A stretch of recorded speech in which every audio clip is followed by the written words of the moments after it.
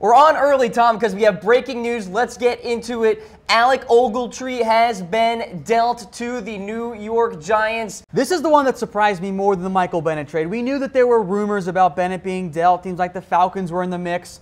And then Alec Ogletree gets dealt. And what surprised me the most about this one, Cam, is the Rams just signed him to a contract extension a couple months ago. He was extended back in October. 4 years. All of a sudden, boom, you know what? We don't want any more. Now he's on the move. Now he goes to the Giants.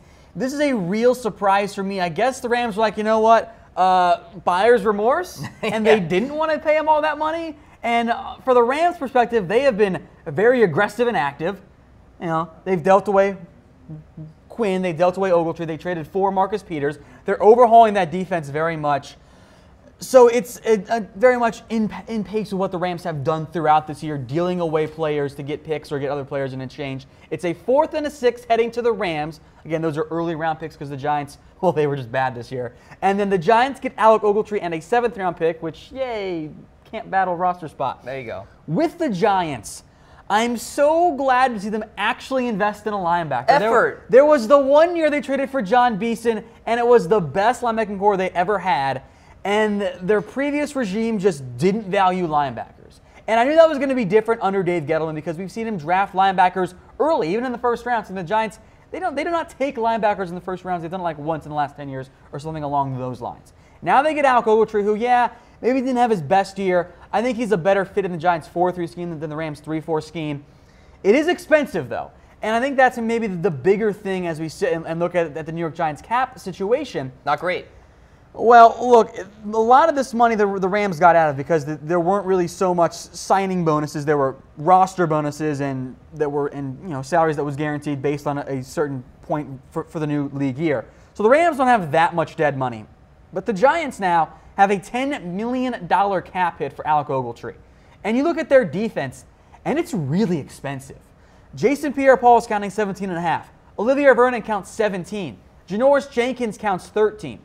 Alec Ogletree now counts 10. Damon Snacks Harrison counts over 9.5.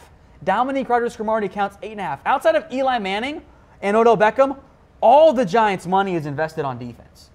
And their defense has to be a lot better than it was last year. And we know that DRC is going to move to safety. Maybe they reconsider that and say, oh man, $8.5 million for a guy who's going to play safety for the first time for us. Maybe we should just, cut him. We do have a reaction poll as well that I want to get to as to who actually won this trade. Yeah. I don't know if there's a clear-cut winner on this one. I would agree with that. Because it's not necessarily a bad trade. The Rams get out of the contract, but they just gave it to him, and now they have a big hole at linebacker that's not going to be filled, I don't think, by a 4th-round pick.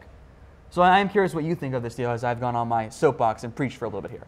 I think it's almost like just an kind of deal here. So Ogletree, of course, started 67 games in his 5-year career, 95 tackles, 2 sacks, 10 passes defended last season. And the Giants' new defensive coordinator, Tom, and James Bettcher, who a guy I like a lot coming over from Arizona. I think he'll do a good job. Pro Football Focus, though, does not like Ogletree very much. They were not impressed with his 2017 campaign. 38.9 grade, according to PFF. That's in the poor category. I guess it's an A for effort type of trade here for the New York Giants, trying to get some sort of movement and additions into the linebacking core. Dave Gettleman, you mentioned him, Tom, new general manager there in New York. I think he is going to realize that the Giants have to do some new things to improve upon that defense that was somewhat of a disappointment a year ago. And at least Alec Ogletree is a step in the right direction. Meanwhile, for the LA Rams, a lot of turnover, a lot of change going on. A lot of change going on out west, and the NFC West to be more exact, with the Seattle Seahawks situation. We'll get to that in a matter of seconds here. But for the Rams, a couple of draft picks. I'm really not sure how good of a player Alec Ogletree really is, 2013 first-round pick. But at this juncture, I think we know who he is, just an average at best linebacker. I applaud the Giants, though, because I've always liked Alec Ogletree, and I applaud them going out and actually getting more help, getting a guy who can actually upgrade their linebacking core. We know one thing about the Giants linebackers, Cam, they're not very good. And I think even though maybe Ogletree isn't the most talented player, maybe he wasn't really deserving of that contract extension, even though I don't really mind it all that much, he's better than what they had on the roster. A couple of free agents, It's an upgrade, and that's what matters to me in the end for the Giants. I applaud them getting help at linebacker. I think you'll see Dave Gettleman, by the way, and we'll mention this later on in the show, be very aggressive in the draft and free agency. That's his MO. All right, so Alec Ogletree will become a member of the New York Giants once the new league year comes on March 14th. That's when the trade can be official.